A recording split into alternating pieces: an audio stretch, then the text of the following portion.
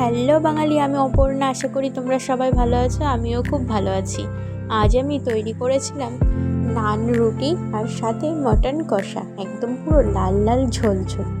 তো দেখতেই পেলে প্রথমে আমি একটুখানি লবণ, ঘি আর সাদা তেল দিয়ে ময়দাটাকে মিক্সড করে নিয়েছিলাম। তারপরে ওই যে কাপের অনুযায়ী আমি দিয়ে দিয়েছিলাম 1.5 কাপ মতো টক দই দিয়ে ময়দাটাকে ভালো করে মেখে নিচ্ছিলাম।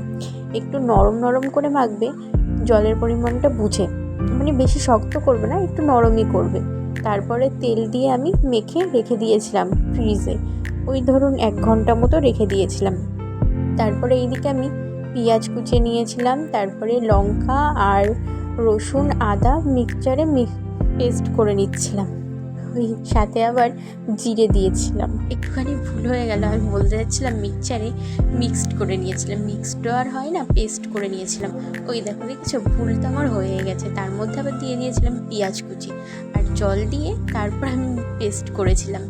তারপরে এই যে দেখিয়ে দিলাম মটন। তারপরে যে কড়াইতে তেল দিয়ে দিয়েছি, সর্ষের তেল, জিরে ফোড়ন দিয়েছি, শুকনো লঙ্কা তেজপাতা ফোড়ন দিয়ে তার মধ্যে দিয়ে দিয়েছিলাম পেঁয়াজ কুচিটাকে ভেজে নেব। তার মধ্যে দিয়ে দিলাম এই যে মশলাটা দিয়ে তার মধ্যে আবার মশলা ধোয়া জলটাও দিয়ে দিলাম, দিয়ে মশলাটাকে ভালো করে কষিয়ে নেব। ওই পরিমাণ মতো স্বাদ মতো লবণ দেবে। তারপরে এইদিকে দেখো মিক্সচারের মধ্যে একটুখানি টক দইটাকে পেস্ট করে নিচ্ছে, ওই হালকা করে, যেহেতু হাতে করতে অনেকটা সময় লাগবে সেজন্য। এবার ওই মশলার মধ্যে দিয়ে দিয়েছিলাম হলুদ পরিমাণ মতো। তারপরে একটুখানি কষিয়ে নিয়ে দিয়ে দিয়েছিলাম মাটনটা দিয়ে হালকা করে কষিয়ে নিয়ে দিয়ে দিয়েছিলাম আলুটা দেখতেই পেলে আমি কিন্তু ভেজে নিলে তাহলে মাংসটা কষা হয়ে গেলে তারপরে দিয়ে দিও। তার মধ্যে দিয়ে দিয়েছিলাম একটুখানি চিনি। তারপরে ওই যে টক দইটা যেটা পেস্ট করে রেখেছিলাম সেটাও দিয়ে দিয়েছি। এই যে আমার পরে মনে হলো আবার একটুখানি হলুদ লাগবে, সেজন্য আমি আবার একটু হলুদ দিয়ে দিয়েছি। আর মশলাটা না, মাটনটা কষা হয়ে গেলে তার মধ্যে দিয়ে দিয়েছিলাম গরম মশলা দিয়ে হালকা করে কষিয়ে নিয়ে তারপরে দিয়ে দিয়েছিলাম এই গরম জলের মধ্যে দিয়ে আবার একটু লবণ দিয়ে তারপর গরম মশলা দিয়ে মিক্সচার বলছি আমি, প্রেশার কুকারে ঢাকনাটা আটকে দিয়ে সিটি দিয়ে দিয়েছিলাম। ওই ধরুন 1-2 সিটি দিয়েছিলাম।